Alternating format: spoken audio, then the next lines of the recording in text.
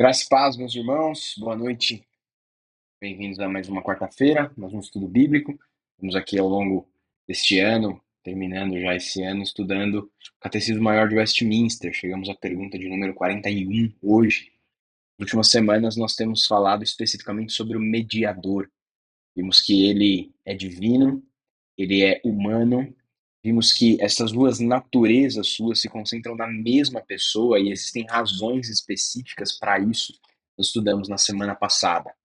E hoje nós continuamos o estudo do mediador, especificamente estudando o seu nome, buscando o reconhecimento do porquê o mediador foi chamado Jesus. É a pergunta de número 41 do Catecismo, assim respondida. O nosso mediador foi chamado de Jesus, porque salva o seu povo dos seus pecados. Antes de nós considerarmos essa pergunta breve, né, essa resposta breve do Catecismo, nós vamos orar pedindo o auxílio do Senhor.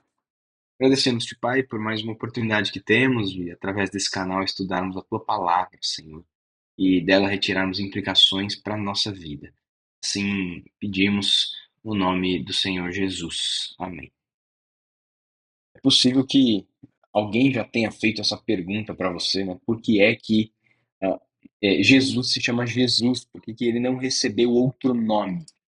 Saiba que existe uma razão muito específica que já está aí descrita a você, e é porque ele salva o seu povo dos seus pecados. Essa é a essência, é isso que significa o nome do Senhor Jesus. Nós vemos isso registrado lá em Mateus 1, 21, texto que talvez esteja um pouco no nosso imaginário por conta da proximidade que nós estamos do Natal.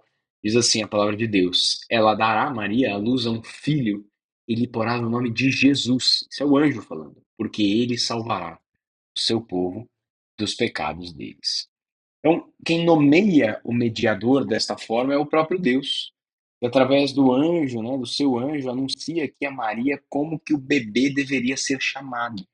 Por isso que Jesus é o nome de registro do mediador, do nosso Salvador. Não é um título, mas é o seu próprio nome, é o nome próprio do Senhor. E o significado desse nome, como o anjo nos permite compreender aqui ao explicar o porquê o bebê deveria se chamar dessa forma, é aquele que salva dos pecados. Ele se chama Jesus porque ele salva o seu povo dos seus pecados. O nome, nós sabemos, ele tem significado, né? Meu pai, por exemplo, gostaria que eu chamasse Joel Júnior, enquanto minha mãe venceu essa batalha e eu me chamo Victor.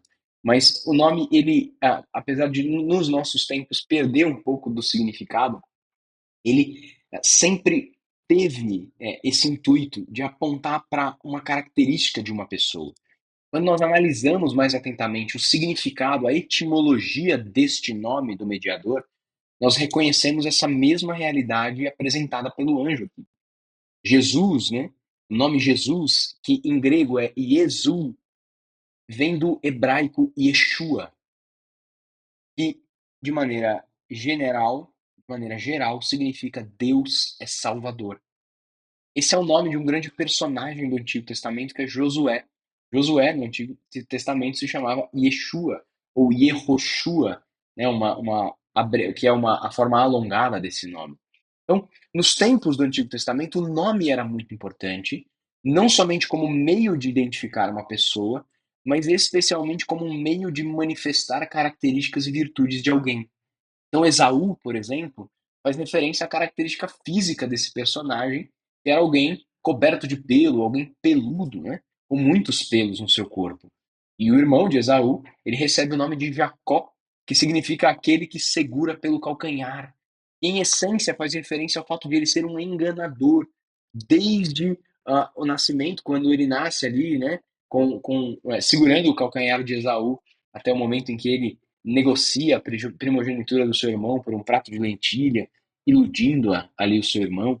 Então, os nomes no Antigo Testamento, nos tempos do Senhor Jesus, ele tem grande importância quando destaca características físicas e virtudes, não só então significando para identificar alguém, mas apontando para esta realidade, para o caráter.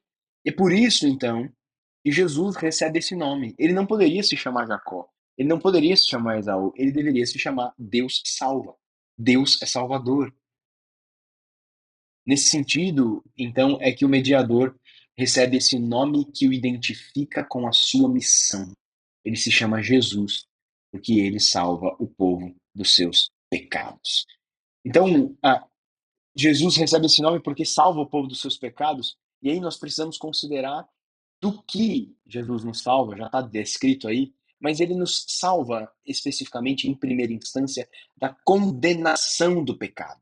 Então, Jesus é aquele que nos livra das garras de Satanás, nos livra da condenação eterna na qual nós estamos, e todo aquele que não tem a Jesus como seu Senhor e Salvador está eternamente condenado ao salário do pecado, que é a morte. Então, Jesus nos livra da condenação do pecado, mas também nos livra do pecado diariamente, porque Jesus nos santifica, nos libertando dessa pecaminosidade que ainda nos assola de maneira progressiva e contínua. Então, essa verdade derivada do nome do mediador, além de apontar para aquilo do qual nós somos salvos, também aponta, meus irmãos, para a exclusividade da salvação.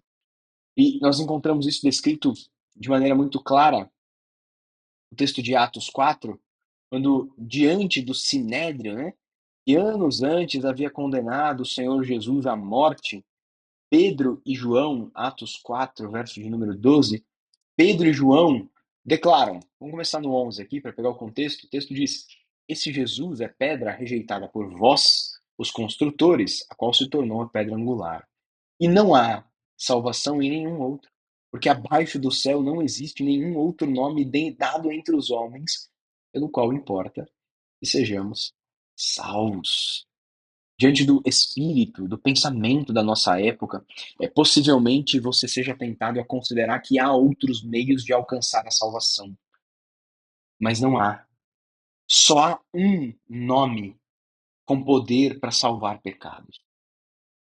E por isso que o texto diz que não há salvação em nenhum outro nome, senão o de Jesus. O Jesus original, né? Nós temos muitas pessoas que se chamam Jesus, mas o Jesus, o Filho de Deus, ele é o único. É só no nome de Jesus Cristo, é, é só pelo nome de Jesus Cristo que as pessoas podem ser salvas, que os eleitos veem a salvação. E é por isso que cabe a nós, diante disso, anunciarmos o nome do Senhor Jesus. Paulo, quando escreve aos Romanos, ele reafirma essa exclusividade da salvação, lá em Romanos 10, verso 13, ao dizer que todo aquele que invocar o nome do Senhor será salvo. Todo aquele que invocar o nome do Senhor será salvo. No entanto, para que isto ocorra, para que as pessoas invoquem o nome do Senhor e sejam salvos, é preciso que o povo de Deus anuncie esse nome. É por isso que Paulo, ele questiona na sequência: como, porém, invocarão o nome daquele em quem não creram? E como crerão no nome daquele de quem nada ouviram? E como ouvirão sobre este nome se não há quem anuncie, quem pregue este nome? E como pregarão este nome se não forem enviados a pregar este nome? Como está escrito, quão formosos são os pés dos que anunciam coisas boas. Então nós temos essa sublime responsabilidade de portar esse glorioso nome, levando-o ao conhecimento de todas as nações desse mundo. Essa é a oração do Senhor Jesus, a oração sacerdotal, lá em João 17, ele diz, ele pede que Deus se faça conhecido por nós, que o nome dele seja conhecido por nós, porque Jesus manifestou esse nome a nós. E agora cabe a nós, então, levar esse nome a todas as nações do mundo, formando novos discípulos que também estejam dispostos a fazer esse nome conhecido. A gente concluir aqui, alguns anos depois de ter se convertido, né, de ter tido seus olhos abertos para a verdade sobre quem Jesus é, Paulo, ele ainda tem um senso de reverência muito forte, um amor nas suas palavras quando ele escreve aos Filipenses sobre o nome de Jesus. Nós notamos esse zelo, essa preciosidade aqui com a qual Paulo trata o nome de Jesus quando ele diz assim: pelo que também Deus o exaltou sobremaneira e lhe deu o nome que está acima de todo nome. Que é o nome de Jesus se dobre todo o joelho nos céus e na terra e debaixo da terra, e toda língua confesse que Jesus Cristo é Senhor, para a glória de Deus Pai. Paulo nunca permitiu que o nome de Jesus caísse num senso comum e nem nós deveríamos. Por isso, pare agora e deixe que cada palavra, cada realidade e o nome do Senhor Jesus o leve a um louvor a Ele. Ele é o Salvador do seu povo.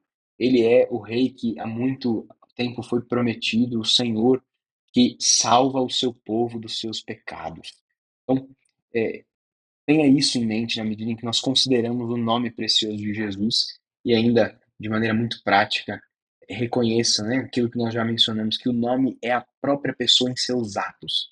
Por isso, descanse no nome de Jesus, porque o nome de Jesus é poderoso, afinal, o nosso Senhor Jesus também é poderoso. Então, que Deus, assim, nos abençoe. Nós vamos orar mais uma vez e encerrar o nosso estudo nessa noite. Agradecemos-te, Senhor, pelo tempo que tivemos aqui, pelo estudo do nome do Senhor Jesus Cristo, uma compreensão preciosa a respeito deste que salva o seu povo dos pecados.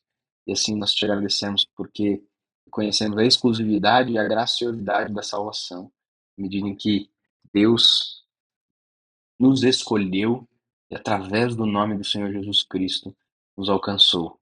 Sim, nós pedimos que o Senhor nos dê a condição de tratar este nome com zelo, reconhecendo também a urgência de anunciarmos o nome do Senhor para aqueles que estão ao nosso redor. Assim, no seu nome, nós oramos. Amém. Irmãos, Deus os abençoe. Lembrem-se aí do nossa festividade especial. Nós teremos nesse domingo culto em ações de graças pelo nascimento do Senhor Jesus. Então, não perca essa oportunidade de estar conosco, você que nos assiste, e também de trazer convidados, você que já faz parte da nossa igreja. Certo? Então, nós nos vemos no domingo. Deus os abençoe. Tchau, tchau.